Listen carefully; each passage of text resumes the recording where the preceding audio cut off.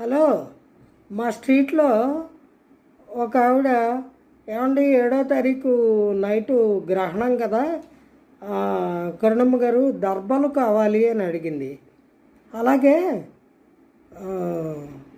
మీ పిల్లల్ని ఎవరినైనా పంపించండి, ఇస్తాను అన్నాను. ఎంతకీ పంపించలా, మరి గ్రహణం టైం దగ్గరికి వస్తుంది కదా.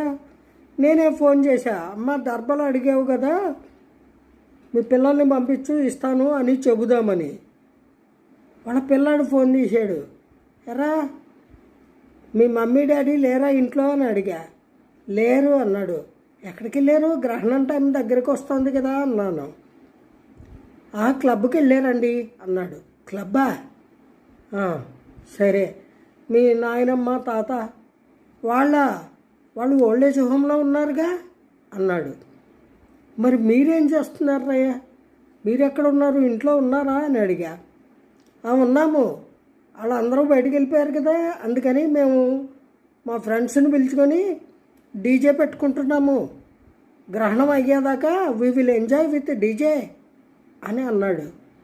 షాక్ అయిపోయాను. గ్రహణం అనేది ఒక పండగ అనుకుంటున్నారు ఈ పిల్లలు.